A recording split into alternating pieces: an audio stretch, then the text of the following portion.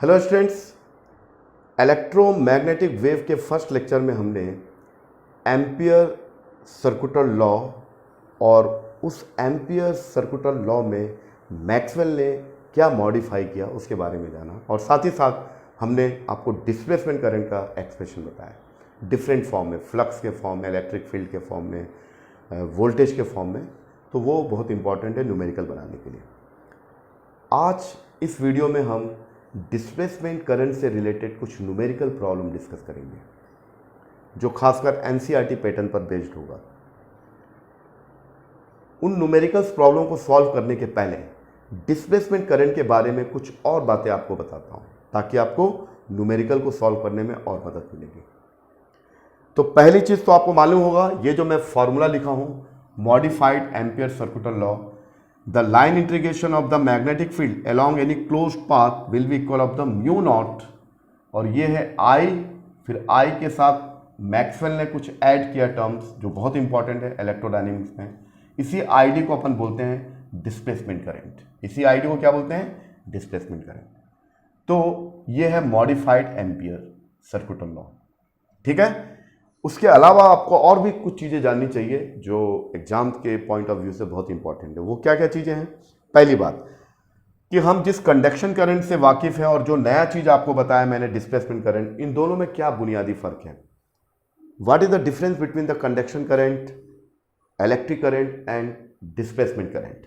तो पहला डिफरेंस तो ये मालूम होगा कि जो किसी भी वायर में या किसी भी कंडक्टर में जो करंट फ्लो होता है वो चार्ज का एक्चुअल फ्लो होता है, जिसको अपन बोलेंगे actual flow of the charge in a conductor. किसी भी यानी इस करंट को फ्लो करने के लिए आपको किसी कंडक्टर या वायर की जरूरत पड़ेगी। बिना कंडक्टर या वायर के ये कंडक्शन करंट का कोई वजूद नहीं होता, ठीक है। इसके बारे में हमने इसके प्रीवियस वीडियो में भी डिस्कस किया था।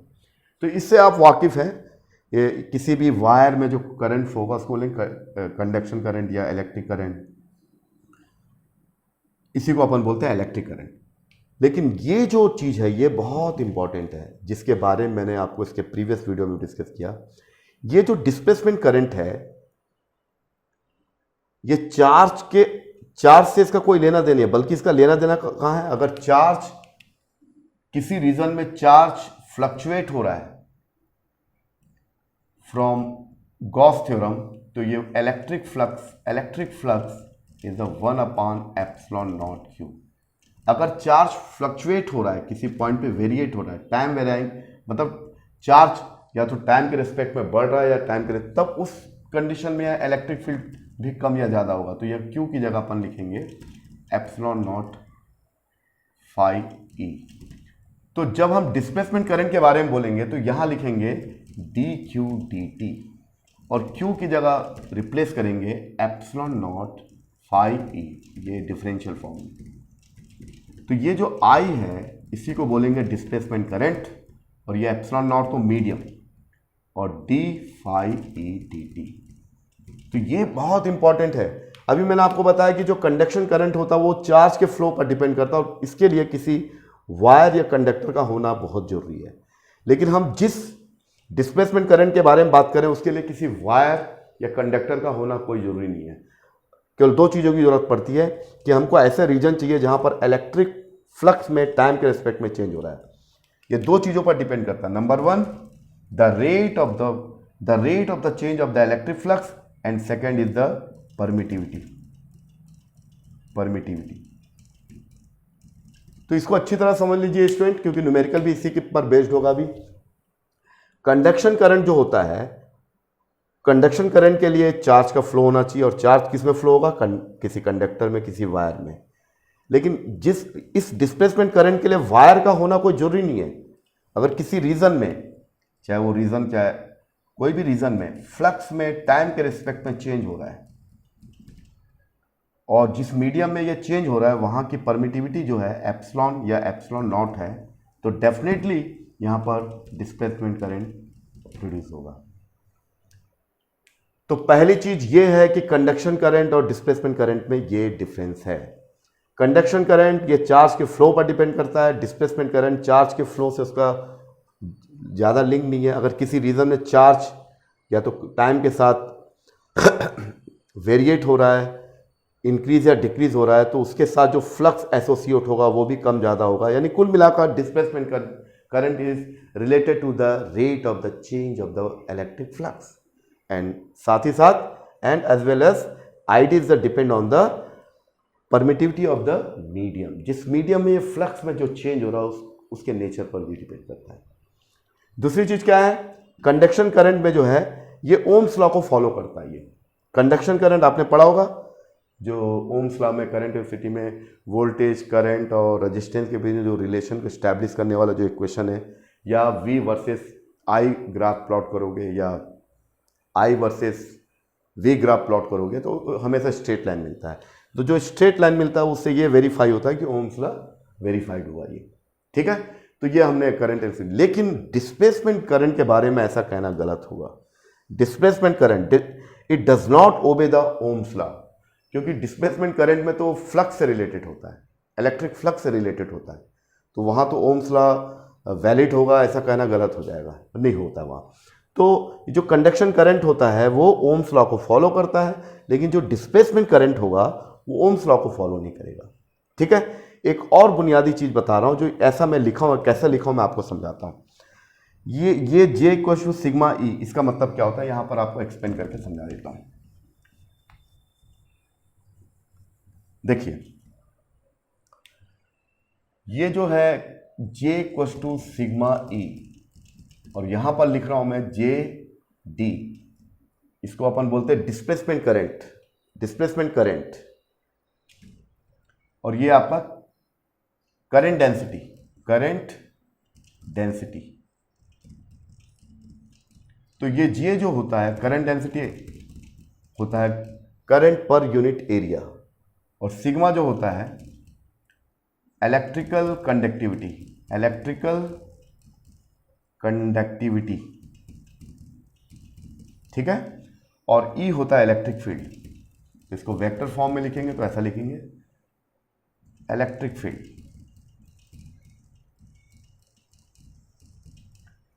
तो ये है ओम्स लॉ का microscopic form, it is a microscopic form of the Ohm's law.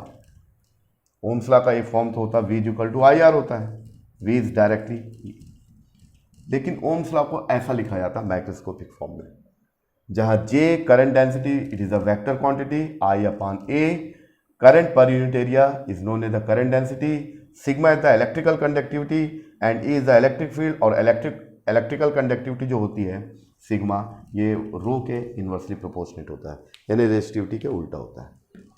तो कंडक्शन करंट के बारे में हम ऑलरेडी पढ़ चुके हैं, ओम्स लॉ में पढ़ते हैं, ये ओम्स लॉ को फॉलो करता है। इसको लिखने का तरीका है V इक्वल टू IR भी लिख सकते हैं, और इसको थोड़ा और दूसरे एक्सप्रेशन में करंट डेंसिटी और इलेक्ट्रिक फील्ड के टर्म्स में लिखेंगे तो J equal to sigma E लिखा जाता है। अब यहाँ पर चलिए क्या होता है, अब यहाँ करंट डेंसिटी ये जो है डिस्प्लेसमेंट करंट, ये है इसको बोलते हैं displacement current, displacement current density.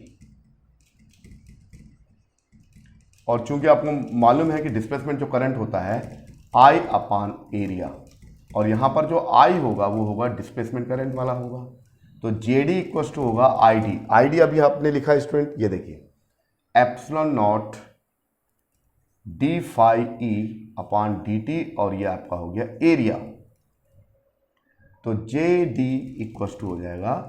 अब देखिए स्टूडेंट क्या होगा, आपको मालूम है कि फ्लक्स जो होता है E इंटू A होता है। The electric flux is the scalar product between the electric field and area vector. तो फाई की वैल्यू यहां रखोगे तो JD जो आएगा, देखिए JD जो आएगा, JD epsilon naught D DT and phi की जगह रखोगे E इंटू A, और अपॉन A तो है ऑलरेडी, तो ये एरिया बाहर आके कैंसिल हो जाएगा, तो ये आपका हो गया एप्सिलॉन नॉट DE DT, ठीक है। और एक चीज और बता दूं कि जो डिस्प्लेसमेंट वेक्टर होता है ये होता है एप्सिलॉन नॉट E होता है, इसको बोलते हैं डिस्प्लेसमेंट वेक्टर। वेक्टर क्वांटिटी है और इलेक्ट्रिक फील्ड से एप्सिलॉन नॉट को मल्टीप्लाई कर दोगे तो आएगा डिस्प्लेसमेंट वेक्टर। तो इसको कभी कभी हम ऐसा भी लिखते हैं डी डी टी। तो यहां पर स्टूडेंट जो लिखा हूं उसका मतलब ये है। तो पहला फर्क तो ये आपको समझा दिया। सेकंड, ये ओम्स लॉ को फॉलो करता है, ओम्स लॉ को फॉलो नहीं करता है। यहां पर जो करंट डेंसिटी जो होता है, यहां पर जो करंट डेंसिटी होता है J equal to sigma E होता है, और यहां पर जो डिस्प्लेसमेंट करंट डेंसिटी जो होता है del D upon delta T. यहां पर डी जो है उसको बोलते हैं डिस्प्लेसमेंट वेक्टर, डिस्प्लेसमेंट वेक्टर। ठीक है। तो ये तीन बुनियादी चीज है जो जानना चाहिए। इसके अलावा और भी दो चीजें जो आपको बताऊंगा, उसके बाद हम लोग एनसीईआरटी का न्यूमेरिकल प्रॉब्लम सॉल्व करेंगे। ठीक है। तो इसको उतार सकते हैं। देखिए बहुत इंपॉर्टेंट चीज है आपके लिए, इंपॉर्टेंट नोट्स में आपके लिए लिख के लाया हूं।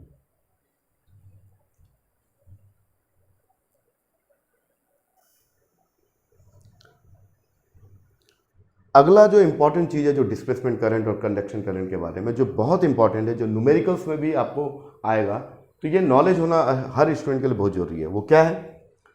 Show that displacement current and conduction current are equal in magnitude. Conduction current तो मैंने आपको बताया कि conduction current is depend on the flow of the electric charge, और जो डिस्प्लेसमेंट करंट होता है it is related to the permittivity of the medium and the rate of the change of the electric flux. दोनों का nature ही अलग अलग है, लेकिन मैं आपको शो करके दिखाऊंगा कि दोनों, show that the displacement current and conduction current are equal in magnitude, magnitude में इक्वल होते हैं। चलिए मैं करके दिखाता हूं। वी नो दैट, हम जानते हैं, आप क्या जानते हो भाई, कि the displacement current is the epsilon not times of the rate of the change of the electric flux. ये अच्छी तरह आप जान चुके हो। ठीक है। अब चलो, फ्रॉम गॉस थ्योरम,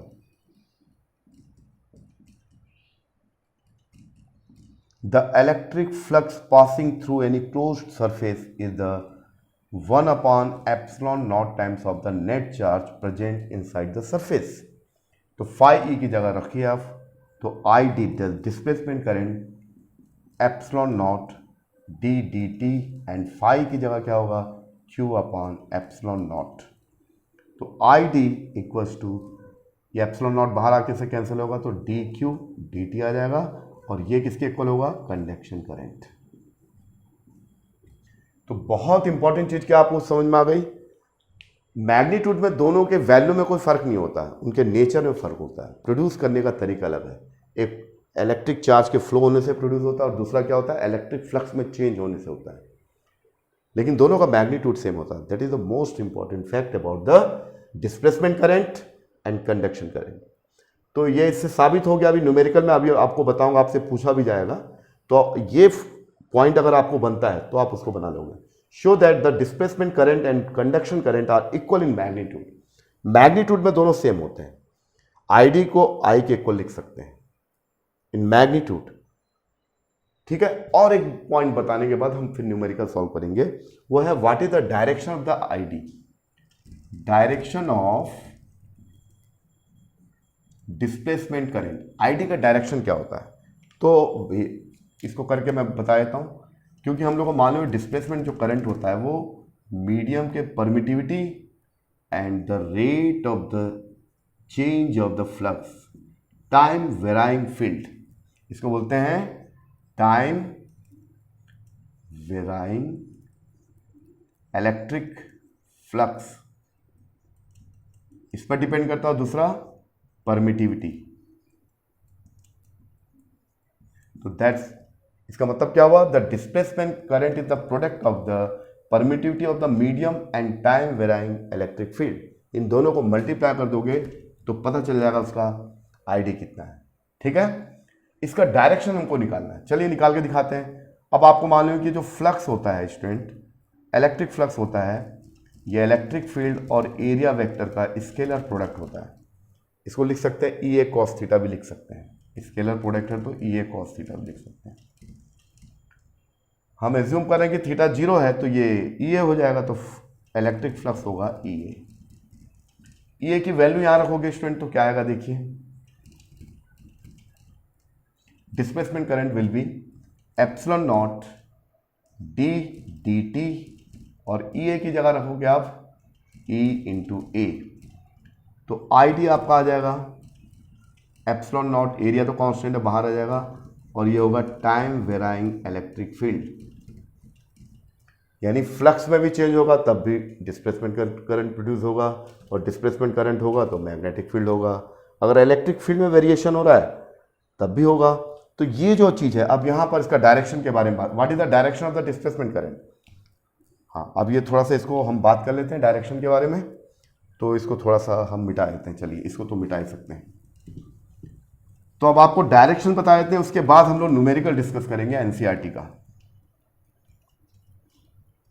देखिए, तो आईडी क्या हुआ in terms of electric field, epsilon naught area of the region, area of the capacitor plate, जो भी आप बोलना चाहो, जिस रीजन में वो वेरिएशन हो रहा है, और D E D T. If D E D T is greater than to 0, that means the variation of electric field is increasing with time। अगर किसी भी रीजन में इलेक्ट्रिक फील्ड टाइम के रिस्पेक्ट में इंक्रीज हो रहा है इलेक्ट्रिक फील्ड, तो उसकी वैल्यू क्या होगी, ग्रेटर देन टू 0। तो ये इसका जो भी वैल्यू आएगा I D equals to epsilon naught A D E D T, ये जो भी आएगा क्या होगा, पॉजिटिव। तो उस कंडीशन में डिस्प्लेसमेंट करंट इज डायरेक्शन, उस समय डिस्प्लेसमेंट करंट और इलेक्ट्रिक फील्ड का डायरेक्शन सेम होगा। I D and E both are same direction. और ठीक इसका उल्टा क्या होगा, अगर किसी रीजन में इलेक्ट्रिक फील्ड में जो वेरिएशन हो रहा है टाइम के रिस्पेक्ट में कम हो रहा है, डिक्रीज हो रहा है, इज लेस देन टू 0, तो यहां पर क्या आ जाएगा, डिस्प्लेसमेंट करंट की जगह आ जाएगा epsilon naught A D E D T. ये टाइम के रिस्पेक्ट में कम हो रहा है तो इसका जो नेगेटिव साइन आएगा। तो उस कंडीशन में I D and E both are opposite to each other, both are opposite. तो ये इसका डायरेक्शन हुआ। तो इतनी चीजें जो आपको डिस्प्लेसमेंट करंट के बारे में नॉलेज होना चाहिए, तो उसके बाद आप न्यूमेरिकल बना लोगे। तो इसके बाद हम एनसीईआरटी का न्यूमेरिकल आपको बताते हैं। तो ये आपका डिस्प्लेसमेंट करंट वाला जो कॉन्सेप्ट है, इसका जो फर्स्ट वीडियो है पार्ट 1 इलेक्ट्रोमैग्नेटिक वेव का पार्ट 1 और पार्ट 2 दोनों कंप्लीट हो गए। चलिए न्यूमेरिकल प्रॉब्लम को डिस्कस करेंगे अब।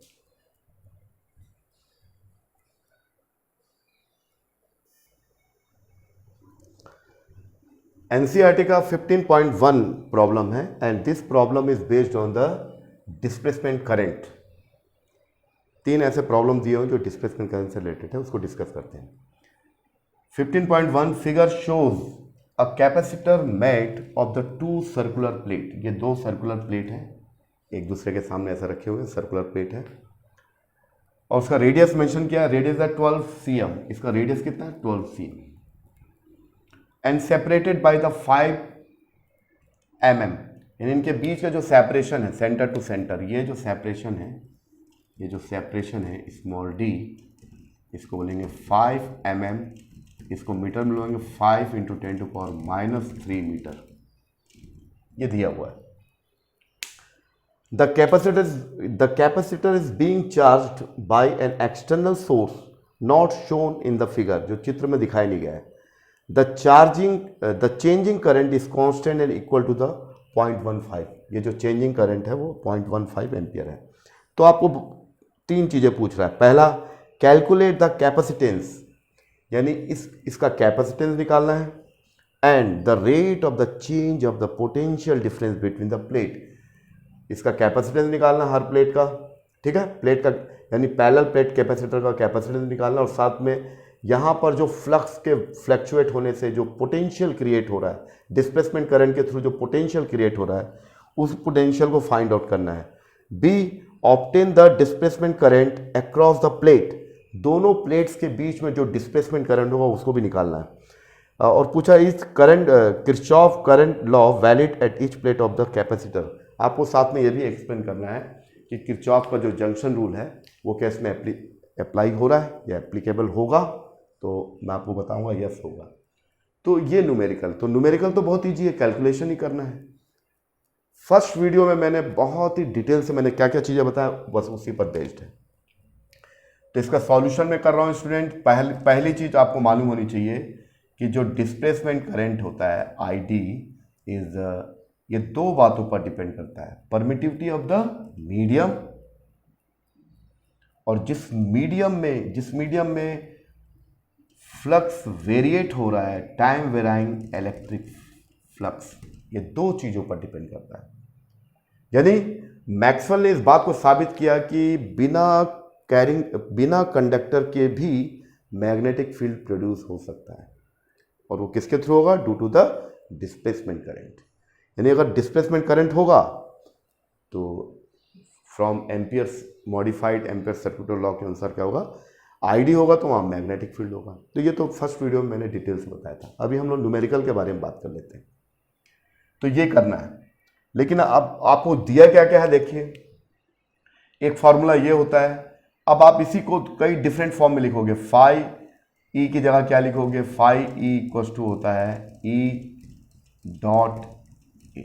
The electric flux is the scalar product between the electric field and area vector. इसको रखोगे तो एक दूसरा फॉर्मूला आएगा स्टूडेंट। ये सब ऑलरेडी मैंने डिस्कस कर दिया है, एक बार फिर से बता रहा हूं ताकि हम उसी फॉर्मूले को यूज करेंगे। D dt और फाई की जगह EA रखो आप। यहाँ पर डॉट है तो EA कॉस थीटा हो जाता है, कॉस थीटा 0 हो जाएगा। A और A के बीच का angle 0, that means E and area of the plate, area both are parallel, तो ये हो जाएगा। ये कांस्टेंट है, बाहर आएगा ID इक्वल्स टू होगा epsilon not A DE dt। दूसरा फॉर्मूला ये आ गया स्टूडेंट, पहला फॉर्मूला ये है। एक और फॉर्मूला है जो ज़्यादा इंपॉर्टेंट है और उसी के बारे में इसमें पूछा है। अब हमको मालूम है कि what is the relation between the E and V, what is the relation between the electric field and electric potential. The electric field is related to the, अगर स्केलर फॉर्म में लिखेंगे, इसको मैग्नीट्यूड फॉर्म में लिखेंगे तो V upon D। V the voltage across the capacitor plate and D the separation between the plates. तो ये तो E की जगह पर V अपॉन D रखोगे स्टूडेंट, तो ID जो होगा एप्सिलॉन नॉट A, और ये E की जगह D dt, और ये होगा V अपॉन D। ये D इधर आ जाएगा तो ID displacement current will be epsilon not A upon D, और ये हो जाएगा dV dt। और आपको अच्छी तरह मालूम है कि ये किसका एक्सप्रेशन होता है? It is the expression of the parallel plate capacitor. और इसको फाइनली अपन क्या लिखेंगे? The displacement current in terms of the capacitance C0 and dV dt। तो देखो स्टूडेंट, यहां पर जो है फर्स्ट में कैलकुलेट द कैपेसिटेंस, तो कैपेसिटेंस निकाल लेंगे यहां पर इसके थ्रू, और साथ ही साथ क्या निकालना है? And the rate of the change of the potential difference between the plates. एक तो ये निकालेंगे, इसको अलग से निकाल देंगे, फिर उसको निकाल के यहाँ रखेंगे। और डिस्प्लेसमेंट करंट ऑलरेडी हमको दिया हुआ है यहाँ पर, कंडक्शन करंट, और आपको मालूम है conduction current displacement current magnitude में सेम होता है, अभी प्रूव करके दिखाया। अगर कंडक्शन करंट 0.15 A दिया है तो डिस्प्लेसमेंट करंट भी मैग्नीट्यूड में इतना ही होगा। हाँ, उसको प्रोड्यूस करने का तरीका अलग है, ये इलेक्ट्रॉन के फ्लो के थ्रू होता है और ये जो होता है फ्लक्स में चेंज होने की वजह से होता है, लेकिन दोनों का मैग्नीट्यूड सेम रहेगा। तो अब आपसे न्यूमेरिकल बन जाएगा। तो ये मैंने एडिशनल चीज़ें फर्स्ट वीडियो में बताया था, कैसे आता है उसको हम आपको बता दिए। तो अब इसको मिटा के स्टूडेंट हम केवल एक ही चीज़ को लिखना चाहेंगे, और वो क्या चीज़ है? इतना तो हमने आपको एक्सप्लेन करके दिखा दिया कि कौन सा फॉर्मूला आप यूज़ करोगे। तो हमारे पास जो डिस्प्लेसमेंट करंट का जो एक्सप्रेशन आया, ये है C0 is the capacitance of the parallel plate capacitor. ये दोनों सर्कुलर प्लेट हैं लेकिन एक दूसरे के पैरेलल हैं, तो C0 is the capacitance of the circular plate and dV dt the rate of the change of the voltage. तो C0 कैसे निकालोगे? C0 निकालने का तरीका है epsilon not A upon D। अब ये सभी चीजें आपको दी हुई है। एप्सिलॉन नॉट कैसे निकालोगे, अगर आपको मान लीजिए क्वेश्चन नहीं दिया है, लेकिन एक चीज़ आपको मालूम, 1/4 pi epsilon naught equal to होता है 9 × 10⁹। तो एप्सिलॉन नॉट कितना हो जाएगा, एप्सिलॉन नॉट विल बी 1/4 पाई, और ये नीचे आ जाएगा इंटू 9 × 10⁹। तो एप्सिलॉन नॉट इज द, ये उधर जाएगा 10⁻⁹ 36 पाई। अगर आपको न्यूमेरिकल में जो दिया उसमें एप्सिलॉन नॉट की वैल्यू नहीं दी है तो आपको घबराने की जरूरत नहीं है, यहां से निकाल सकते हो। तो पहले आपको क्या पूछा है, find the calculate the capacitance, आपको कैपेसिटेंस निकालना है, उसके बाद डीवी डी टी निकालना है। तो पहले हम इसको निकाल लेते हैं। तो ये कितना हो जाएगा, ये हो जाएगा स्टूडेंट देखिए सी नॉट कितना हो जाएगा, देखिए C naught capacitance of the circular plate, ये हो जाएगा epsilon naught A/D। Epsilon naught की वैल्यू कितनी होगी, 10⁻⁹ और 36 पाई है, ऑलरेडी मैंने निकाल लिया है। एरिया ऑफ द प्लेट, अब यहां पर क्या दिया है देखो, एरिया, यहां क्या दिया है, एरिया, प्लेट का एरिया कैसा होगा, यहां पर सर्कुलर प्लेट है तो एरिया हो जाएगा πr², हर प्लेट का ये हो जाएगा। तो एरिया की जगह πr² अपॉन, और क्या चाहिए, डी, डिस्टेंस भी दिया है, ये दिया 5 mm दिया है, इसको मीटर में कन्वर्ट करोगे। तो स्टूडेंट अब आपको करना क्या है, देखिए बस एक स्टेप और करोगे आप, यहां पर जितनी भी वैल्यूज दी हुए हैं उसको उठा के रख देना है। तो एप्सिलॉन नॉट जो आएगा स्टूडेंट्स, ये आएगा, एप्सिलॉन नॉट की वैल्यू कितनी हो गई, 10⁻⁹ अपॉन 36 पाई इंटू πr², पाई का मतलब 3.14, और रेडियस कितना दिया है, इसका रेडियस 12 सेंटीमीटर दिया है, यानी 0.12 मीटर दिया है, इसका स्क्वायर कर दो, और साथ ही साथ डिस्टेंस दिया है 5 mm, हियर डिस्टेंस 5 mm का मतलब 5 × 10⁻³ मीटर। तो इसको आप खुद सॉल्व कर लोगे तो जो फाइनल आंसर आएगा स्टूडेंट वो कुछ इस प्रकार से आएगा, 80 × 10⁻² फेरेड। तो ये आपका क्या है, आपको समझ में आएगी मेरी बात। तो फर्स्ट वीडियो को सुनोगे तो आपको काफ़ी कुछ क्लियर हो जाएगा। आज हम लोग जो डिस्प्लेसमेंट करंट से रिलेटेड एनसीईआरटी के प्रॉब्लम देख रहे हैं। अगर आपने एनसीईआरटी का प्रॉब्लम लगा लिया मतलब आपसे काफ़ी कुछ बन जाएगा। तो ये कैसे आता है उसको मैं फिर से एक बार निकाल के दिखा दिया था आपको। तो सी नॉट आ गया स्टूडेंट। अब चलिए और क्या पूछा आपसे, कैलकुलेट द कैपेसिटेंस, मैंने निकाल लिया है 80 × 10⁻² farad, and the rate of the change of the potential difference between the plate. इस प्लेट के बीच में जो डीवी डी टी हो रहा है, the variation of the potential between the plates, ये कितना होगा, अभी फॉर्मूला लिखा, आई डी होता है भाई C naught DV D T. तो डीवी डी टी कितना हो जाएगा students, I D upon C naught. अभी इसके पहले मैंने आपको प्रूव करके बताया, आपको हमेशा याद रखना चाहिए कंडक्शन करंट और डिस्प्लेसमेंट करंट दोनों का नेचर अलग अलग है, दोनों को प्रोड्यूस करने का तरीका अलग है। कंडक्शन करंट चार्ज के फ्लो होने से होता है और जो डिस्प्लेसमेंट करंट होता है वो मीडियम के परमिटिविटी और the rate of the change of flux पर डिपेंड करता है, इलेक्ट्रिक फ्लक्स पर, लेकिन दोनों का मैग्नीट्यूड सेम होगा। तो here I D, the displacement current and conduction current both are equal, दोनों इक्वल होते हैं मैग्नीट्यूड में। तो यहां पर I 0.15 दिया तो ये भी इतनी वैल्यू डिस्प्लेसमेंट करंट की भी होगी। तो dV the rate of the change of the potential, ID की जगह क्या लिखोगे, ID की जगह हियर I is 0.15 एम्पियर।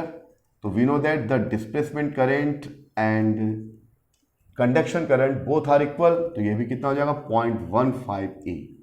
तो इसलिए मैं उस कॉन्सेप्ट को समझाया था ताकि आपको न्यूमेरिकल बनाने में मदद मिले।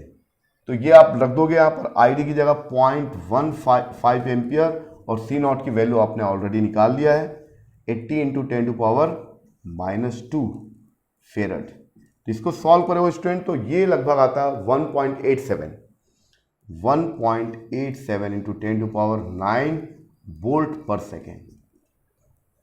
तो जो पहला आंसर आ गया स्टूडेंट क्या आ गया, यहां लिख देता हूं, फर्स्ट आंसर आपका है कैपेसिटेंस वाला आया। फर्स्ट आंसर क्या है, dV dt जो हमारा आ गया, the rate of the change of the electric potential will be 1.87 into 10⁹ volt पर सेकेंड। यानी वोल्टेज में वेरिएशन होगा तभी डिस्प्लेसमेंट करंट प्रोड्यूस होगा, अदरवाइज डिस्प्लेसमेंट करंट प्रोड्यूस हो ही नहीं सकता। डिस्प्लेसमेंट करंट के लिए वेरिएशन होना चाहिए, या तो इलेक्ट्रिक फ्लक्स का या तो फिर इलेक्ट्रिक फील्ड का, और जब इलेक्ट्रिक फील्ड का वेरिएशन होगा तो पोटेंशियल का भी होगा, यानी वेरिएशन होना चाहिए। तो time varying electric field is induce a magnetic field, यानी समय के सापेक्ष, समय के साथ जो फील्ड वेरिएट हो रहे हैं वो सभी मैग्नेटिक फील्ड को प्रोड्यूस करते हैं। ठीक है, अब चलिए एक और बी देखते हैं, obtain the displacement current and across the plate. तो ये हो गया, फर्स्ट वाला आंसर आ गया, मैंने सॉल्व करके दिखा दिया। अब चलिए सेकंड वाला मैंने आपको करके भी दिखाया था। क्या करके दिखाया था, डिस्प्लेसमेंट करंट, यहां पर डिस्प्लेसमेंट करंट निकालना है, कितना होगा। यहां पर कंडक्शन करंट दिया हुआ है 0.15 एम्पियर। तो स्टूडेंट मैंने इसके पहले ही बताया कि डिस्प्लेसमेंट करंट जो होता है वो कंडक्शन करंट के इक्वल होता है, मैंने प्रूव करके भी दिखाया था। ठीक है, दोनों का मैग्नीट्यूड सेम होगा, ये भी 0.15 तो इसका आंसर क्या होगा student, obtain the displacement current across the plate. तो here displacement current ID equals to 0.15 ampere, ये भी आपको क्लियर हो गया। ठीक है, क्यों ऐसा होगा मैंने आपको शो करके दिया, show that the displacement current and conduction current both are equal in magnitude में इक्वल होते हैं। ठीक है, ये भी क्लियर हुआ। अब ये पूछ रहा है इन KCL valid at each plate of the capacitor explain. तो ये कैपेसिटर है, यहां पर कंडक्शन करंट 0.15 है और यहां पर डिस्प्लेसमेंट करंट कितना ID, ये कितना होगा 0.15 एम्पियर। इन दोनों को ऐड करोगे तो कितना आएगा, टोटल नेट करंट आएगा आपका conduction current plus displacement current. Conduction current 0.15 और डिस्प्लेसमेंट करंट भी 0.15, तो ये जंक्शन रूल को फॉलो करता है। तो ये एनसीईआरटी का क्वेश्चन आपको क्लियर हो गया स्टूडेंट। तो ये सभी न्यूमेरिकल बहुत ईजी है, लेकिन क्या इसको हम छोड़ देते हैं, इसको छोड़ना नहीं है। कॉम्पिटिटिव लेवल में ये क्वेश्चन, आप एक क्वेश्चन भी आएगा तो आपको बहुत हेल्प हो जाएगा। ठीक है, चलिए अगले क्वेश्चन की ओर मूव करते हैं।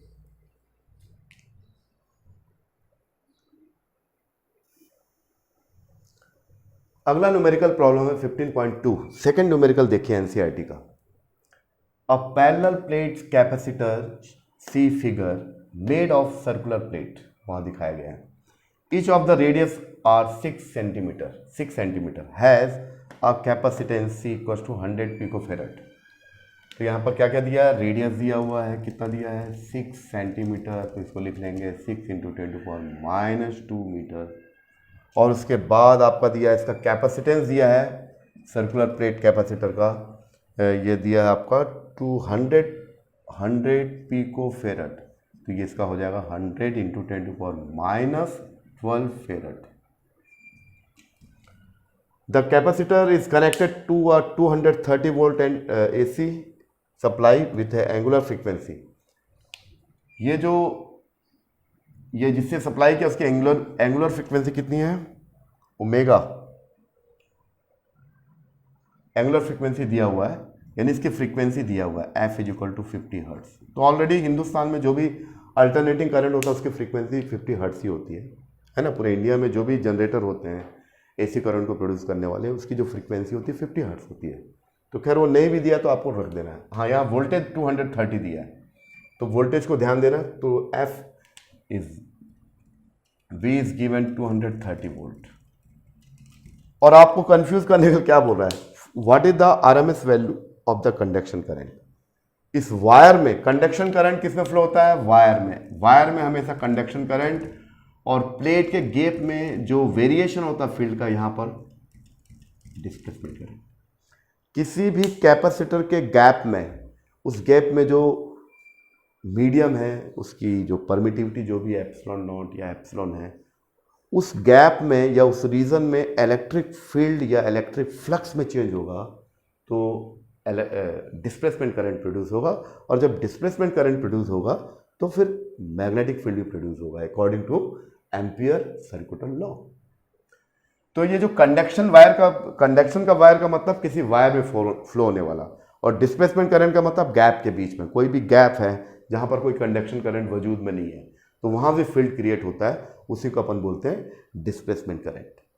तो यहां पर दिया student, the capacitor is connected the 230 volt AC supply with angular frequency 300 radian, यानी डायरेक्ट ओमेगा दे दिया है 300 रेडियन पर सेकेंड, यानी ओमेगा का मतलब 2 पाई एफ दे दिया आपको 300 रेडियन पर सेकेंड।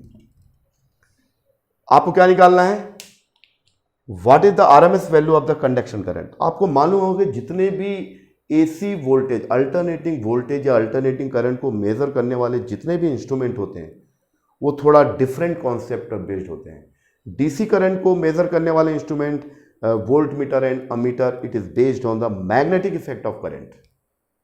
डीसी करंट को मेजर करने वाले जितने भी इंस्ट्रूमेंट होते हैं वो मैग्नेटिक इफेक्ट ऑफ करंट पर बेस्ड होता है, लेकिन अल्टरनेटिंग करंट या वोल्टेज को मेजर करने वाले ammeter and volt meter is based on the heating effect of current. और किसी भी सर्किट में अगर करंट के बारे में बात कर रहे हैं, करंट का मतलब होता है आरएमएस वैल्यू। अगर नहीं भी लिखा आरएमएस तो आपको समझना चाहिए वो आरएमएस वैल्यू है वो। अगर करंट के बारे में बात कर रहे हैं तो हम बोलेंगे we will say the RMS value of the current. जैसे किसी अल्टरनेटिंग सर्किट में दिया I = 5 एम्पियर, तो उस 5 एम्पियर का मतलब होता है root mean square value of the current. इतना लंबा ना बोल के virtual value of the current. तो ये मतलब ऑलरेडी मालूम है, फिर भी ऐसा दिया ताकि आप कंफ्यूज हो जाओ। ऐसा दे सकता था आरएमएस वैल्यू ना देके सीधा कंडक्शन करंट बोलता, तब भी एक ही बात है। लेकिन आपको बोल रहा है व्हाट इज द आरएमएस, तो कंडक्शन करंट का जो भी कंडक्शन करंट फ्लो होगा या जो भी वायर में करंट फ्लो होता है उसको अपन बोलते हैं आरएमएस वैल्यू। और आपको मालूम है कि करंट की, अब इसको सॉल्व करके दिखा देता हूं स्टूडेंट। आई, करंट का मतलब होता है I according to the Ohm's law V upon resistance. ये तो आप अच्छी तरह जानते हो। यहां पर करंट का मतलब होता है आरएमएस वैल्यू, और पीक वैल्यू अलग होता है। पीक वैल्यू निकालना है, जो आरएमएस वैल्यू होता है, RMS value is the 1 upon, ये ऐसा रिलेशन मिलता है। तो पीक वैल्यू निकालना है तो आपको √2 टाइम से आरएमएस वैल्यू में मल्टीप्लाई करना पड़ेगा, जो लास्ट में दिया हुआ determine the amplitude peak value of the B, तब हम उसकी जरूरत पड़ेगी। तो आपको ये मेरी बात समझ में आ गई। तो आरएमएस वैल्यू का मतलब आपको कंडक्शन करंट निकालना है। जितने भी इंस्ट्रूमेंट होते हैं अल्टरनेटिंग वोल्टेज या करंट को मेजर करने वाले, वो आरएमएस वैल्यू को शो करते हैं। अगर आपको पीक वैल्यू चाहिए तो √2 से मल्टीप्लाई कर दोगे तो पीक वैल्यू निकल जाएगा। तो खैर, यहां पर वोल्टेज का मतलब VRMS ही होगा। आपको लिखने की जरूरत नहीं है, लेकिन यहां पूछा है तो लिख ही लो आप। यहां पर रेजिस्टेंस का मतलब क्या है, यहाँ कैपेसिटेंस लगा हुआ है, कैपेसिटर लगा हुआ है। और किसी भी अल्टरनेटिंग सर्किट में अगर कैपेसिटर कंपोनेंट लगा हुआ है तो उसके लिए जो रेजिस्टेंस होगा उसको हम लोग शो करते हैं XC।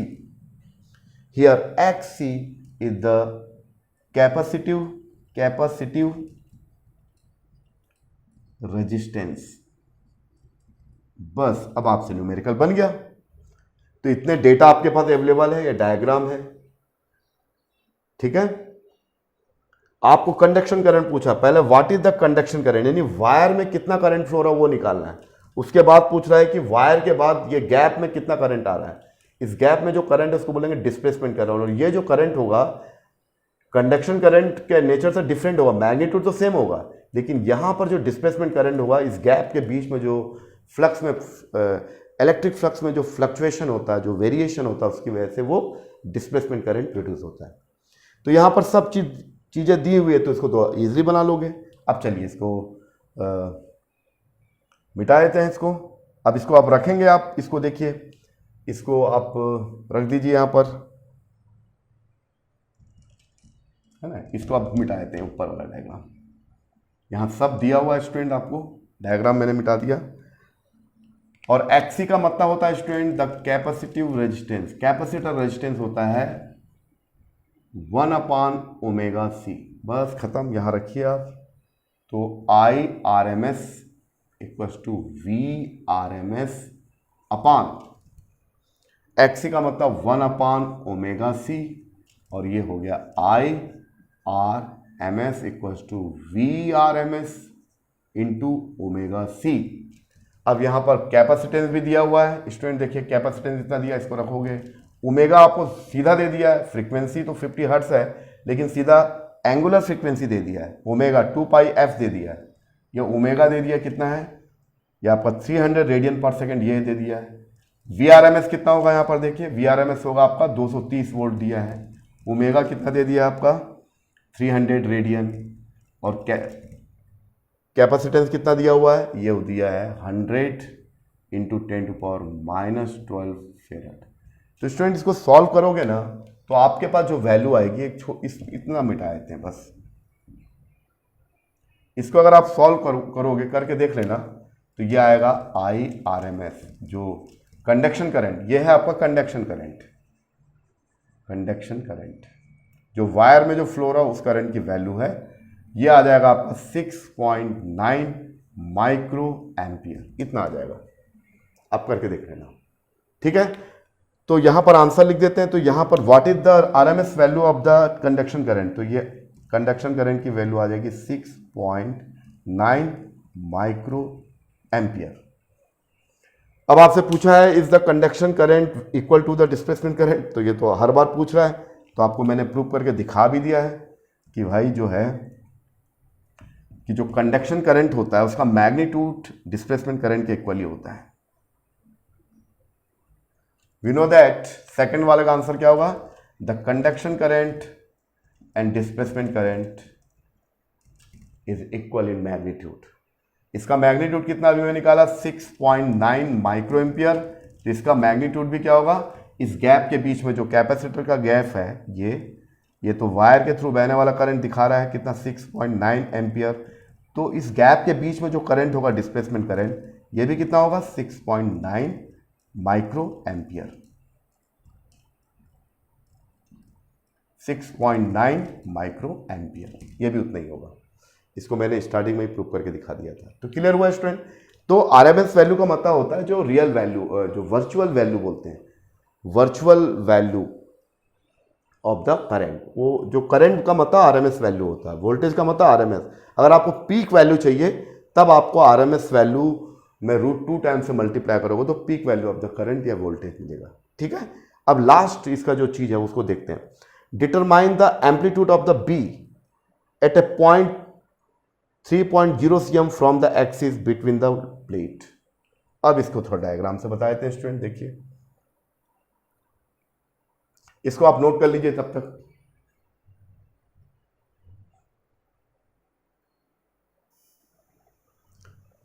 तो स्टूडेंट्स हमने पहला चीज ये निकाल लिया, what is the RMS value of the 6.9 आएगा उसको, is the conduction current equal to the displacement current, yes इसका आंसर होगा yes, yes, and conduction current is will be equal of the displacement current, it will be also 9.8 micro ampere, ठीक है। अब last देखिए important चीज, determine the amplitude of the B at a point 3 centimetre from the axis between the plate. अब इसको देखिए ध्यान से, ये दो प्लेट दिखाया गया था स्टूडेंट, ये एक प्लेट है, दूसरा प्लेट ये, इसका एक्सिस ऐसा जा रहा है और ये इसमें कितना दिया हुआ 6 सेंटीमीटर का, रेडियस कितना दिया है 6 सेंटीमीटर, ये रेडियस है, ये रेडियस आपका दिया हुआ है 6 cm, ठीक है स्टूडेंट। अच्छा, ये बोल रहा है कि ये इसका एक्सिस है, इस एक्सिस से 3 सेंटीमीटर के डिस्टेंस पर एक छोटा सा ये लूप बनेगा, ये यहाँ पर ये जो है R, ये ठीक से बना देते हैं, ये जो R है इस R डिस्टेंस स्मॉल r कितना है, R इक्वल टू 3, कितना दिया है 3 सेंटीमीटर, 3 सेंटीमीटर पर कितना मैग्नेटिक फील्ड होगा। Determine the amplitude of the B at a point 3 centimetre from the axis, यानी इस ये जो दो सर्कुलर प्लेट है इसके एक्सिस से एक छोटा सा लूप लिया, उस लूप में, उस लूप के चारों ओर जो मैग्नेटिक फील्ड होगा वो निकालना है। तो ये तो इसमें लगाएंगे, now using ampere circuital law. अच्छा ध्यान देना कि यहां पर जो हम मैग्नेटिक फील्ड निकाल रहे हैं कंडक्शन करंट की वजह से निकाल रहे हैं, क्योंकि प्लेट के बीच में गैप आ गया है और गैप के बीच में जो करंट होता है उसको बोलते हैं डिस्प्लेसमेंट करंट। तो हमारा फॉर्मूला क्या था, line integration of the magnetic field along the, यहां पर जो फील्ड का डायरेक्शन होगा बी, वो लेंथ एलिमेंट के डायरेक्शन में ही होगा। डीएल और बी एक ही डायरेक्शन में होते हैं, तो ये हो जाएगा बी डीएल कॉस 0, तो ये हो जाएगा बी डीएल। और आपको मालूम है कि ये नेट कितना मैग्नेटिक फील्ड होगा, the line integration of the magnetic field any closed path will be mu times of the net current. यहां पर जो करंट होगा स्टूडेंट वो डिस्प्लेसमेंट करंट है। डिस्प्लेसमेंट करंट कहां होगा, जहां पर कंडक्शन करंट खत्म हो जाता है। यहां तक कंडक्शन करंट है, यहां तक इसके बीच में जो गैप है वहां कंडक्शन करंट नहीं है बल्कि डिस्प्लेसमेंट करंट है, तो आई डी। ठीक है, अच्छा लिया बी, तो यहां कांस्टेंट, बी को यहां बाहर निकालते हैं तो ये इसका जो कंटूर इंटीग्रेशन बोलते हैं ये हो जाएगा म्यू नॉट आई डी। अब ये जो आई डी है ना स्टूडेंट, इसको कैसे निकालेंगे थोड़ा आपको बताता हूं। ठीक है, आई डी कैसे निकालेंगे, देखिए ये यहीं बता देता हूं। इसका इंटीग्रेशन कितना होगा, डीएल, छोटे से पार्ट डीएल डीएल डीएल, तो total circumference of the small loop, तो बी इक्वल टू होगा 2 pi small R, total perimeter of this small path 2 pi R. अच्छा, mu equal to mu naught. इस पूरे रीजन में जो आईडी है, लेकिन इस छोटे से रीजन में आईडी कितना होगा, इसका एरिया कितना है पाई आर स्क्वायर, और पूरे प्लेट का जो रेडियस के बराबर जो एरिया है पाई कैपिटल आर स्क्वायर और आई डी। इसको फिर से एक बार बता देता हूं ये कैसा आया, तो ये ठीक है स्टूडेंट। अब ये थोड़ा सा इसको ऊपर वाला मिटा देते हैं, चलिए स्पेस बन जाएगा ये। हाँ अब चलिए, तो मैंने यहाँ एम्पियर सर्कुटल लॉ लगा दिया कि भाई ये जो दोनों प्लेट के बीच में जो गैप है उस गैप में क्या होगा, डिस्प्लेसमेंट करंट होगा, वहाँ कंडक्शन करंट होगा ही नहीं। तो जो डिस्प्लेसमेंट करंट निकालना है, डिस्प्लेसमेंट करंट है, हमको मालूम है इनके बीच में डिस्प्लेसमेंट करंट का वजूद है और डिस्प्लेसमेंट करंट हो रहा है। तो इतने डिस्टेंस पर, यानी इसके एक्सिस से पॉइंट कितना दिया हुआ है, यहाँ पर आर की वैल्यू दिया 0.3 सेंटीमीटर, 0.3 क्या दिया है, एक मिनट, 0.3 सेंटीमीटर। तो ये जो रेडियस है स्टूडेंट ये है 0.3 सेंटीमीटर। तो यहां एक लूप बनाएंगे तो इस लूप में नेट फील्ड कितना होगा, मैग्नेटिक फील्ड, क्योंकि यहां पर करंट का वजूद है according to the Maxwell concept या मॉडिफाइड एम्पियर सर्कुटल लॉ। तो मैंने क्या किया, बीडीएल कॉस थीटा, यहां पर जो मैग्नेटिक फील्ड बन रहा वो लाइन एलिमेंट के पैरेलल में, तो बीडीएल कॉस थीटा कॉस 0, तो ये ऐसा बनेगा। और यहां पर जो आई लिखेंगे, आई डी लिखेंगे, आई डी लिखेंगे, आई डी लिखेंगे। हालांकि आई डी और आईसी की वैल्यू सेम होती है लेकिन नेचर अलग अलग है। एक चार्ज के फ्लो होने से होता है और दूसरा क्या होता है, फ्लक्स के चेंज होने से होता है। तो दोनों में बुनियादी फर्क है, बाकी मैग्नीट्यूड तो सेम रहेगा। लेकिन यहां पर जो आईडी का जो वैल्यू निकालना, तो आईडी की वैल्यू कैसे निकालेंगे, देखिए पूरे रीजन में कितना है आईडी, इसका रेडियस है आर, तो ये होगा इसका पाई कैपिटल आर। इस छोटे से लूप में कितना होगा, इस पूरे लूप में जो, अगर मैं बड़ा लूप बनाऊं उसका रेडियस आर है तो पाई आर स्क्वायर है, और छोटे लूप का पाई आर स्क्वायर। तो पाई आर स्क्वायर यानी छोटे वाले लूप में से बड़े वाले लूप के एरिया को डिवाइड कर दें और उसको आईडी से मल्टीप्लाई कर दें तो पता चल जाएगा डिस्प्लेसमेंट करंट। तो यहां पर आईडी की वैल्यू निकालने का यह तरीका है, यानी जिसका मैक्सिमम लूप कितना बनेगा आर, इस पूरे लूप, इतना बड़ा लूप ले लूं बीच में यहां पर, तो वहां कितना होगा पाई कैपिटल आर स्क्वायर। लेकिन मुझे निकालना है इसके एक्सिस से 0.3 सेंटीमीटर की डिस्टेंस, जस्ट हाफ डिस्टेंस पर निकालना है। तो छोटा सा लूप निकाला, तो इस छोटे से लूप में कितना करंट होगा, डिस्प्लेसमेंट करंट कितना होगा, तो कैसे निकालेंगे, the area of the small loop and divided by area of the big loop into ID. तो बस हो गया, आपसे बन गया क्वेश्चन। अब इसको क्या, हाँ बन गया आपसे क्वेश्चन। तो अब इसको हम लोग क्या करेंगे, हमको समझ में आ गया 6 है, इसको मिटा देते हैं, चलिए डायग्राम को मिटा देते हैं। तो यहां पर स्टूडेंट देखो क्या आएगा, b equal to 2 pi r आ गया, और देखिए यहां पर क्या आ गया, म्यू नॉट, और i की जगह ये होगा, id की जगह पूरा, ठीक है, id की जगह क्या होगा, पाई आर स्क्वायर, यानी जो छोटा सा स्मॉल लूप बना हुआ है क्लोज पाथ उसका एरिया है, और पाई आर स्क्वायर मैक्सिमम कितना बड़ा लूप बना सकते हो, जितना प्लेट का एरिया होगा उस गैप में उतना बड़ा लूप बना सकते हो। दोनों को डिवाइड करेंगे तो उस छोटे से रीजन में कितना डिस्प्लेसमेंट करंट होगा पता चल जाएगा। तो pi small R square pi capital R square into I D, तो ये तो कैंसिल हो गया स्टूडेंट, और ये स्मॉल आर इससे कैंसिल हो गया, तो और कुछ बचेगा, तो b इक्वल टू हो गया 2 पाई, पाई भी कैंसिल हो गया, हाँ नहीं पाई रहेगा यहाँ पर, और ये हो गया म्यू नॉट, यहाँ पर r बचेगा, यहाँ पर आई डी बचेगा, और यहाँ पर नीचे आर स्क्वायर बचेगा। बस आपसे बन गया क्वेश्चन। उसके बाद देखिए बस अब आपसे बन ही गया क्वेश्चन। देखो आईडी निकालने का तरीका मैंने आपको बता दिया। आईडी यहां पर डायरेक्ट नहीं लिखोगे क्योंकि छोटे से रीजन में पूछ रहा है, पूरे रीजन में अगर पूछता तब तो कोई दिक्कत नहीं है, लेकिन छोटे रीजन में कितना करंट एसोसिएट होगा, displacement current associated with small path, तो ये कितना हो जाएगा बी, तो ये बी इक्वल टू हो जाएगा mu naught R I D upon R square, और 2 पाई नीचे आ गया।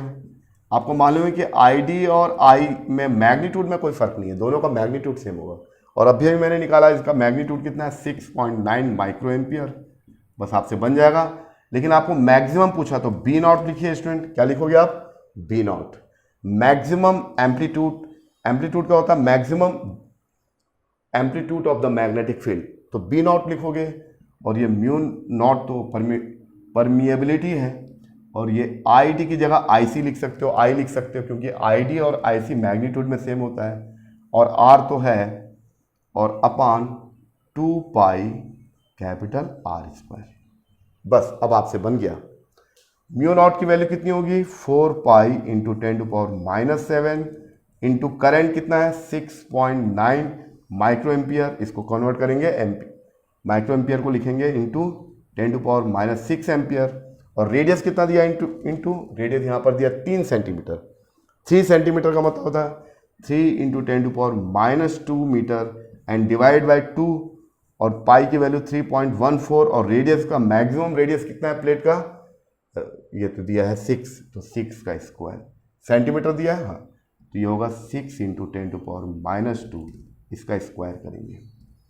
तो यहाँ पर आप इस वैल्यू को रखोगे, म्यू नॉट की वैल्यू हमको मालूम है 4 पाई इंटू 10⁻⁻, आई की वैल्यू मालूम है 6.9 माइक्रो एम्पियर, आर की वैल्यू भी मालूम है, छोटे से स्मॉल लूप में कितना फ्लक्स मैग्नेटिक फ्लक्स एसोसिएट होगा ड्यू टू डिस्प्लेसमेंट करंट, और आर रेडियस दिया हुआ है उसका। ये करोगे तो स्टूडेंट तो फाइनल आंसर जो आएगा वो फाइनल आंसर होगा बी नॉट, इसको आप खुद भी कर सकते हो, ये मैंने निकाला है 1.63 इंटू 10⁻⁻11 टेस्ला, बहुत ही स्मॉल मैग्नेटिक फील्ड होगा।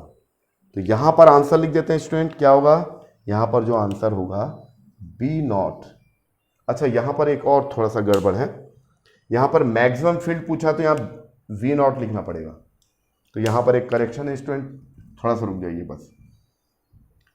यहां पर क्या है आई नॉट है, और आपको मालूम है कि आरएमएस और आई नॉट में ऐसा रिलेशन होता है, तो यहाँ आई नॉट की जगह क्या लिखोगे, आई नॉट की जगह लिखोगे √2 times of the I R M S, तो यहाँ पर रखोगे बी नॉट म्यू नॉट, और आई नॉट की जगह रखोगे आई नॉट √2, और ये आर तो एज इट इज रहेगा, और 2 पाई आर स्क्वायर, उसके बाद रखोगे तब आपका आंसर आएगा 1.63 इंटू 10⁻⁻11 टेस्ला। तो ये एनसीईआरटी का बहुत ही इंपॉर्टेंट क्वेश्चन था, आप इसको देखिए, आपको समझ में आ गया। इसमें 3 चीजें पूछा है, जिसमें आज के लेक्चर में हमारा जो बेसिक ये था कि डिस्प्लेसमेंट करंट को बेहतर तरीके से न्यूमेरिकल के थ्रू समझना था, तो वो ऐसा उम्मीद है कि आपको समझ में आ गया होगा। यहाँ पर आपको उस डायग्राम में गैप के बीच में, जो 2 प्लेट के गैप के बीच में जो करंट प्रोड्यूस होगा उसको बोलते हैं डिस्प्लेसमेंट, और वायर में जो करंट फ्लो होगा उसको बोलते हैं कंडक्शन करंट। दोनों का मैग्नीट्यूड सेम होता है वो ठीक है, लेकिन दोनों का नेचर अलग अलग है। एक चार्ज के फ्लो होने से होता है और दूसरा फ्लक्स के में चेंज होने से।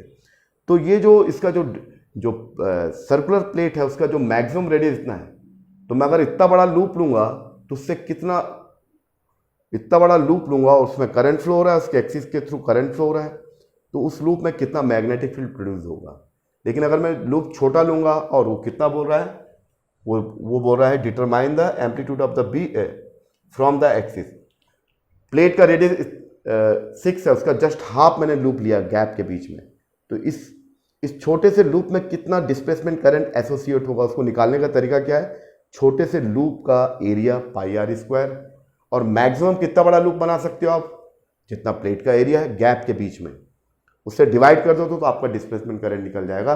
तो डिस्प्लेसमेंट करंट यहाँ पर जो लिखा था मैं आपको, ये जो यहाँ पर लिखा हूँ डिस्प्लेसमेंट करंट, यानी आईडी का जो वैल्यू होगा, आईडी ये जो फ्लक्स जो होगा pi small R square pi capital R square, ये आईडी इतना डिस्प्लेसमेंट करंट एसोसिएट होगा छोटे से इस लूप में जिसका रेडियस 3 सेंटीमीटर है। तो स्टूडेंट आज का जो लेक्चर था, लेक्चर 1 का कंटिन्यू फॉर्म था। लेक्चर 1 में हमने एम्पियर सर्कुलर लॉ में जो प्रॉब्लम था उसको रिमूव किया मैक्सवेल ने एक एडिशनल टर्म्स को जोड़कर, जिसका नाम था डिस्प्लेसमेंट करंट। और डिस्प्लेसमेंट करंट के बारे में मैंने फर्स्ट वीडियो में भी बता दिया अच्छे से, इस वीडियो में बता दिया। उम्मीद है कि आपको डिस्प्लेसमेंट करंट का कॉन्सेप्ट समझ में आ गया होगा। और आज हमने न्यूमेरिकल प्रॉब्लम भी कुछ सॉल्व किए एनसीईआरटी का। इसके साथ ही हमारा ये आज का इलेक्ट्रोमैग्नेटिक वेव का लेक्चर नंबर 2 कंप्लीट होता है। अगले लेक्चर में इलेक्ट्रोमैग्नेटिक वेव के पार्ट 3 को जानेंगे, जिसमें हम इलेक्ट्रोमैग्नेटिक वेव को डिस्कस करेंगे, इसकी प्रॉपर्टी को पढ़ेंगे और न्यूमेरिकल बताएंगे। अगर ये वीडियो आपको पसंद आया तो इस वीडियो को सब्सक्राइब करिए, लाइक करिए और अधिक से अधिक लोगों तक शेयर करिए। इसी के साथ आपसे अगले लेक्चर में फिर मिलता हूँ। Thank you.